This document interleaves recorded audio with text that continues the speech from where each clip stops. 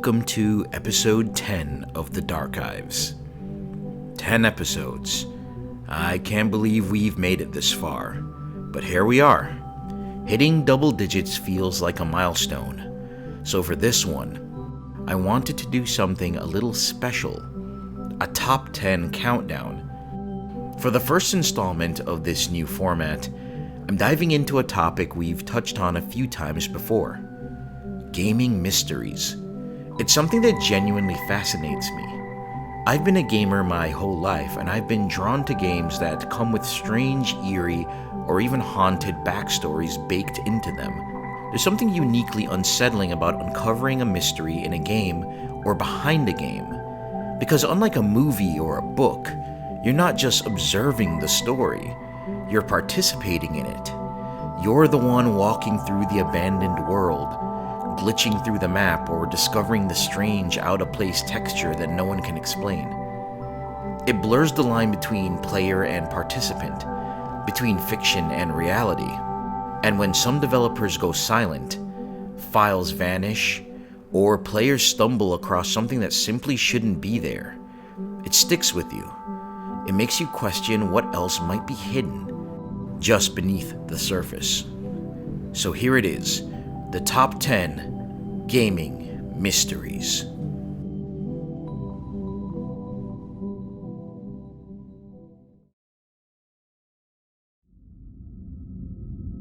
Now, just a heads up, because I've already covered them in depth, I'll be leaving out Sad Satan and Kanye Quest from this list. They'd absolutely be my number 1 and 2 respectively, but we'll just slide them into the honorable mentions so we can keep things fresh. Let's get into it. Number 10, the Mount Chiliad Mystery from Grand Theft Auto V.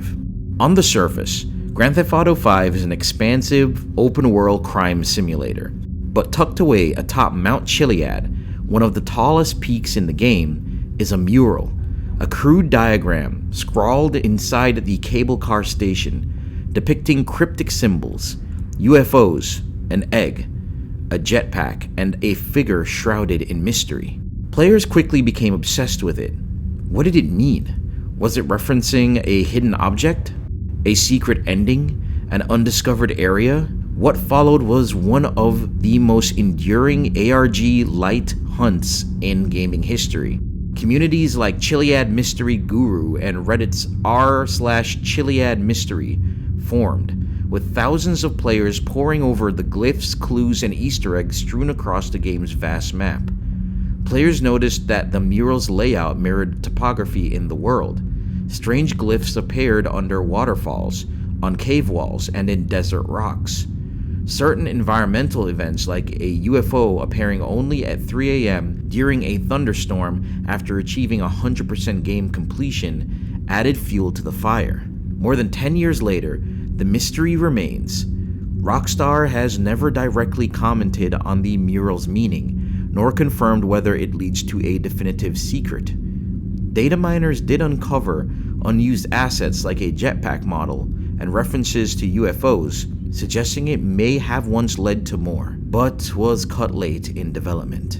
And that's where the mystery ends. Number 9, Ben Drowned. Though it eventually evolved into a full-fledged internet horror epic, Ben Drowned started in a place that deeply felt real. A second-hand, unlabeled Majora's Mask cartridge purchased at a random garage sale in 2010. What followed was a slow-burning online phenomenon that blurred the lines between game hacking, myth-making, and psychological horror.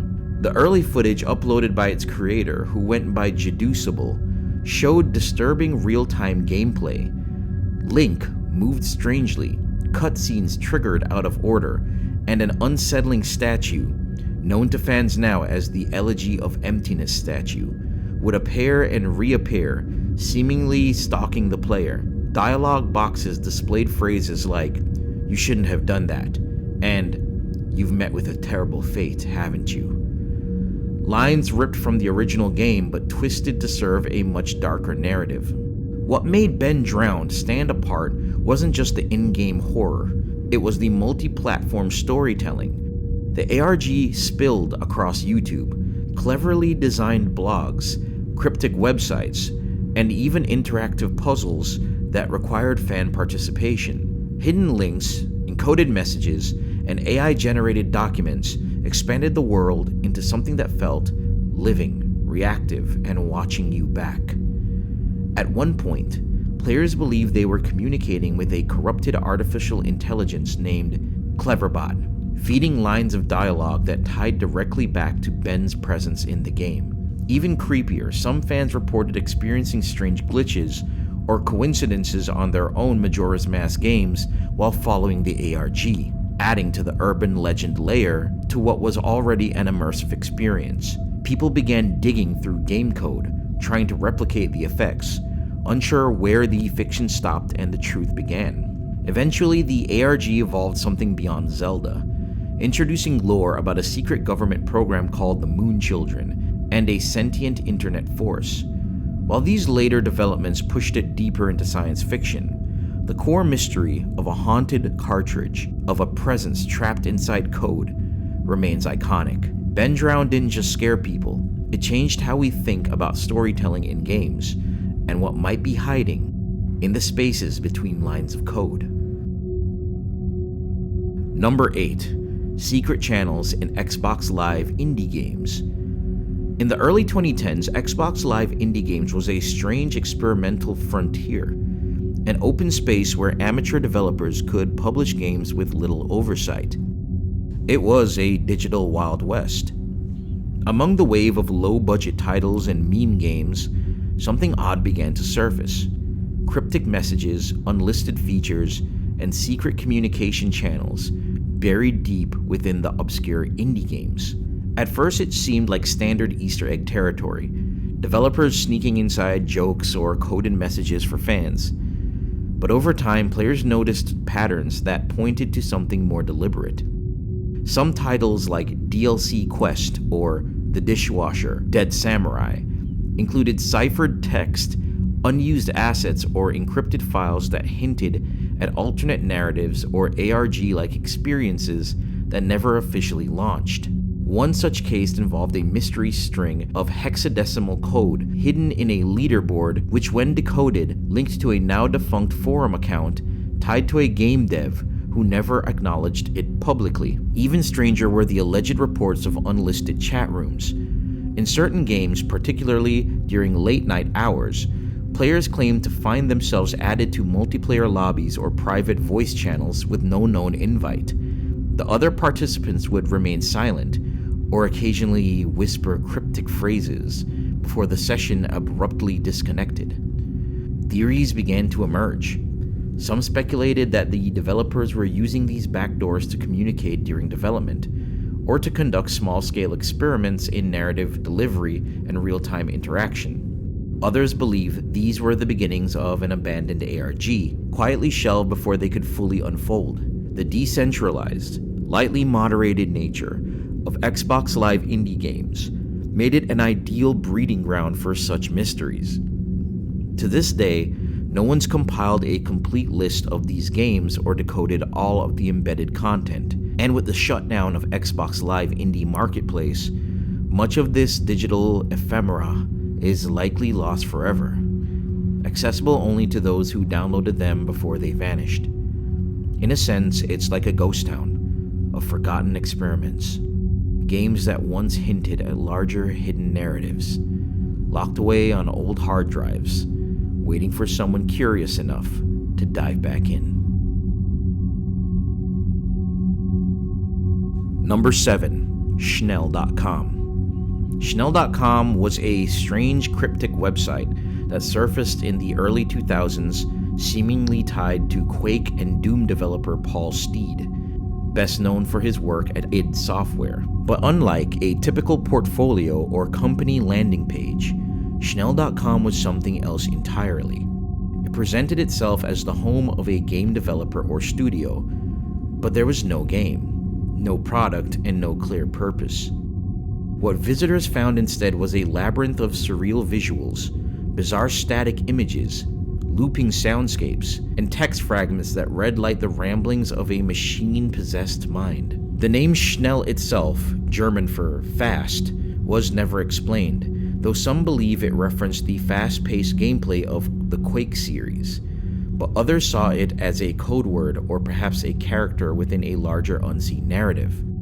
Pages would link to each other in nonsensical ways. One might lead to a twisted diagram of a non-existent game engine, another to a gallery of distorted concept art that didn't resemble any known game. Scattered across the site were very strange phrases like, "Remember the loops that spiral inward." Some users claimed to have found fragments of what looked like a game design document for a title that never released, while others believed it was a facade for something darker, something intentionally masked. The website eventually went offline without warning, and much of it wasn't archived properly. No official statement was ever made about its purpose, and to this day the debate rages on. Was Schnell just an avant-garde personal project? A bit of artistic trolling from a well-known developer? Or was it an early experiment in immersive internet storytelling? Or was it truly a front for a darker purpose? The answers, if there were ever any, are now fragmented as the site itself. What's left behind is a ghost of the early internet, haunting, unexplained, and stubbornly unresolved. Number 6. Killswitch, the game that deletes itself. Killswitch was an alleged indie game released by a mysterious company called Carvina Corporation, supposedly out of the Soviet bloc in the 1980s. The premise was simple, yet deeply unnerving. You played as a woman named Porto, a ghostly figure trapped in a haunted, decaying coal mine, navigating environmental puzzles, evading demonic figures, and uncovering fragments of her death. What made Killswitch infamous wasn't its content, but its behavior. It was said to be a single-play game. Once you finished it, regardless of outcome, the game would delete itself entirely from your computer, with no way to reinstall, replay, or even retrieve what had been lost. No save files, no archive, no trace. Players had one shot, and that was it. The notion of an intentionally ephemeral game, one that mirrored death in its finality, struck a chord with gamers and horror enthusiasts alike. The story spread across forums and blogs in the mid-2000s, particularly when a supposed final copy appeared on eBay for $733,000, bought by someone named Yamamoto Ryuichi, who then promised to livestream his playthrough. That video, of course, never materialized. Today, most people believe that Killswitch was a well-crafted creepypasta, likely originating from an early 2000s write-up on gaming urban legends. No physical copies have ever been confirmed, no screenshots have ever been verified, and no one has ever shown working code, but the legend's impact is very real. It inspired a generation of horror devs to experiment with loss as a mechanic. Games like One Chance, Doki Doki Literature Club, and even Nier Automata play with the idea of sacrifice, memory, and deletion. Killswitch became more than just a fake game. It became a metaphor for things you only experience once, then lose forever. It asked, how much more terrifying is a game you can't revisit? And perhaps more importantly, what happens when something you've experienced disappears without a trace, and no one believes it ever existed? Number 5. Nexon's The Day. The Day was a short-lived survival horror MMO reportedly developed by South Korean studio Nexon, known for major online titles like MapleStory and Vindictus. But unlike their typical fantasy fare, The Day was dark, grounded, and deeply unsettling. Set in a post-apocalyptic urban environment, players wandered dilapidated cityscapes and desolate highways, scavenging resources while avoiding malformed enemies and, at times, each other. Think Silent Hill meets DayZ, but weirder. But what made The Day particularly eerie wasn't just its aesthetic.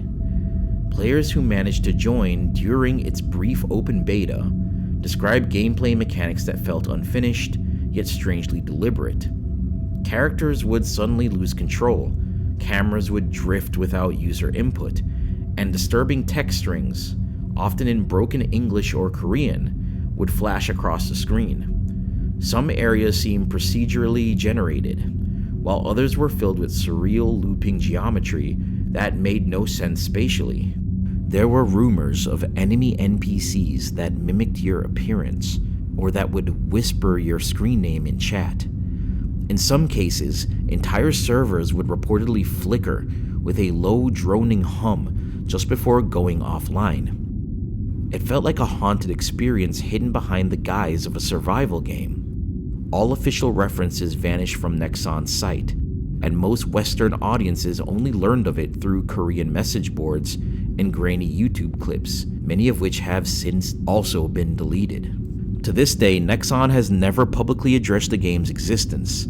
Some former employees have hinted that the day was an internal experiment, or a stress test framework never meant for public consumption. Others claim it was pulled due to a licensing issue or abrupt leadership change, but the lack of closure and the bizarre experiences players reported have elevated it to near mythic status in internet gaming folklore.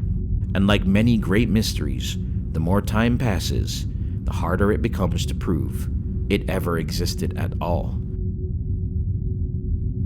Number 4. Nexialist. Worlds.com is a surreal, low-poly social MMO that launched in the late 90s and continues to operate today, albeit with a much smaller user base. While it started as a simple virtual world with chat rooms and basic interactive environments, it became infamous for one particularly eerie user, Nexialist.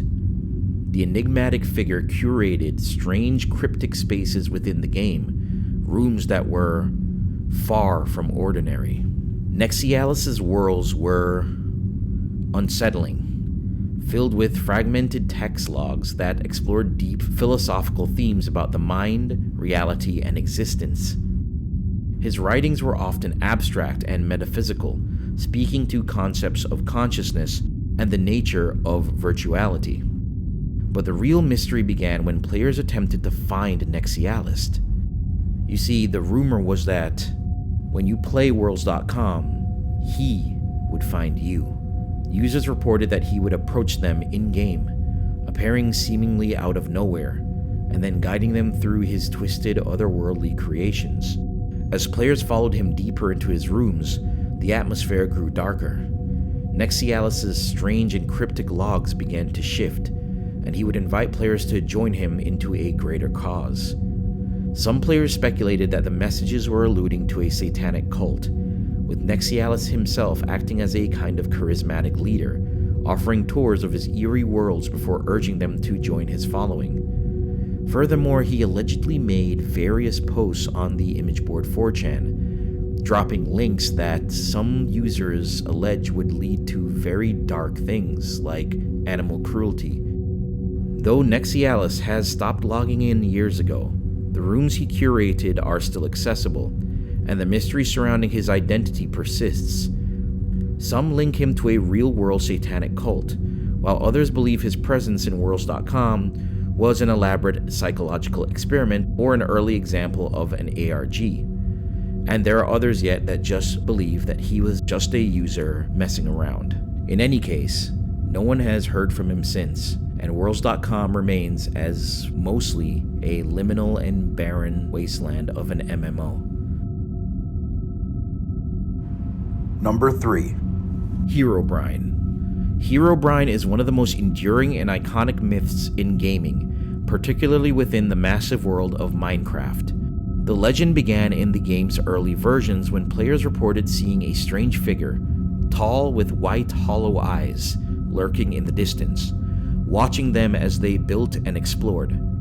Unlike the usual NPCs in the game, this figure didn't seem to fit the world's natural order. He appeared as a mysterious, malevolent entity that would sometimes vanish when approached, leaving players shaken and confused. Herobrine's appearances were often accompanied by unsettling events: crops destroyed, animals killed, and even entire structures mysteriously dismantled. Some players claim that Herobrine would stalk them in the game, silently watching their every move before vanishing into a fog. The figure's unsettling presence and the fear of an unknown, possibly supernatural force within the game sparked countless stories and rumors across Minecraft's expansive community. What fueled the myth even further were cryptic references in Mojang's patch notes, often jokingly alluding to Herobrine's existence, despite the developers consistently denying that such a character ever existed in the game's code.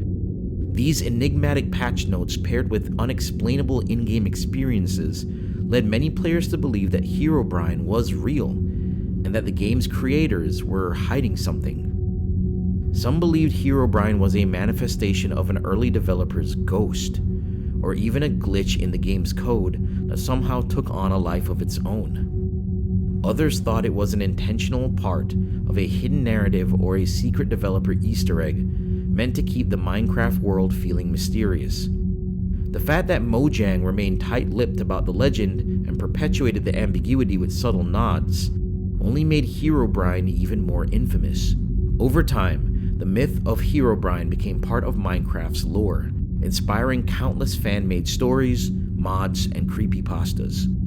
While Mojang has long since debunked the idea that Herobrine is part of the game, the legend continues to thrive in the imaginations of players. Herobrine represents something far more than just a glitch. He's a symbol of how stories and legends can grow from a few occurrences into an iconic piece of gaming culture, leaving a mark on the Minecraft community that still persists today. Number 2, the Lavender Town Syndrome. One of my personal favorites.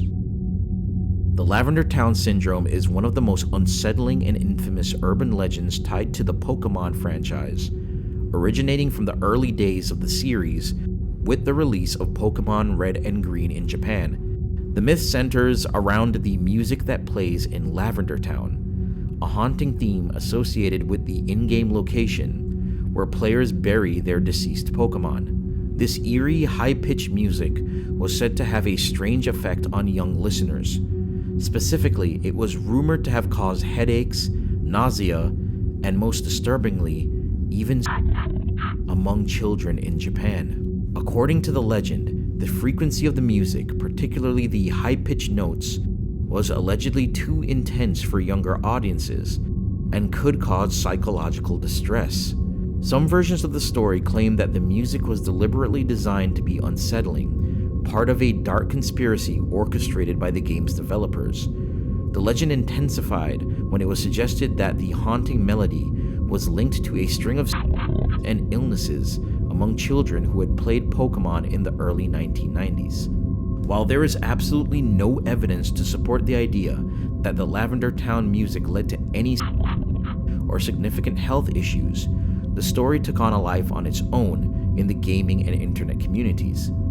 Over time, the Lavender Town Syndrome became an iconic piece of Pokemon creepypasta, with many fans crafting their own eerie narratives around it.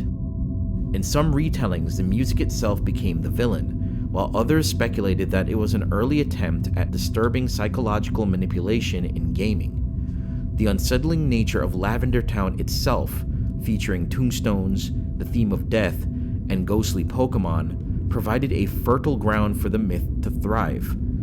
These elements were heightened by the fact that the Pokemon games, particularly in their early versions, often introduced darker, more mysterious themes that stood in stark contrast to the otherwise lighthearted tone of the series.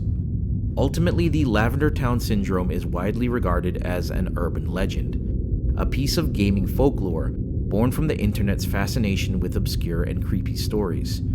However, the unsettling music and its association with the theme of death still serves as a chilling reminder of how certain elements in video games can become magnified, distorted, and even amplified by collective imagination. While the Lavender Town Syndrome is unproven and likely just a creepypasta, it remains one of the most infamous and enduring myths in gaming history.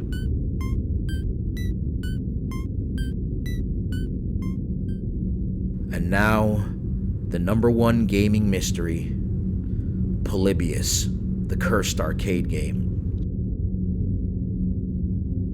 The legend of Polybius has become one of the most famous and enduring urban myths in gaming history. According to the tale, Polybius was an arcade game that appeared in a small number of arcades in the early 1980s, only to mysteriously disappear shortly after. The game, described as a visually intense and mind-bending experience, was rumored to cause players severe psychological effects, including nightmares, amnesia, hallucinations, seizures, and in some cases, death. Some versions of the story claim that the game was linked to the US government, with the CIA or other government agencies using it as part of a secret mind control experiment. The game's premise, as described in various retellings, was simple but unsettling: a fast-paced geometric shooter with hypnotic patterns and flashing lights. Players would become deeply absorbed in the game, often playing for extended periods, only to experience the disturbing side effects. Rumors swirled that the arcade machines would often be visited by men in black suits, who would come to collect data from the machine or monitor its effects on players. This only fuels suspicions that the game was part of a larger, covert psychological experiment. Despite numerous claims, Polybius has never been definitively proven to have existed. No physical copies of the game or of the arcade machine have ever been found, and no arcade owners have come forward with verifiable accounts of the machine's existence. Some believe that Polybius was a hoax or a product of the arcade hysteria of the early 1980s, where concerns over video game addiction and the effects of new immersive technology were beginning to surface. The idea of a cursed or government-controlled game likely capitalized on these societal fears, blending paranoia with the growing mystique of arcade gaming culture. The name Polybius itself adds another layer of intrigue. It could be a reference to the ancient Greek historian Polybius, who is said to have created a Polybius square, a cipher that was once used for secret communication. This association with encryption and hidden meanings may have been deliberately chosen to tie the myth to the idea of government secrets or covert operations. Over time, Polybius became a staple of internet creepypasta, with countless stories, conspiracy theories, and even fan recreations of the game. Its legacy has persisted, with many believing that the game's true nature is still unknown, and some even speculating that it may have been an elaborate prank, as said before, a government project, or just simply a figment of collective imagination. In most recent years, Polybius has been referenced in pop culture, documentaries, and even modern video games, further cementing its place in the mythology of the gaming world. While it's likely that the story of Polybius is nothing more than a combination of urban legend and gaming hysteria, the mystery remains unsolved, and it continues to captivate those fascinated by the darker side of video game history. The enduring nature of the myth, combined with the unanswered questions and eerie details, has made Polybius an iconic symbol of the intersection between gaming and conspiracy.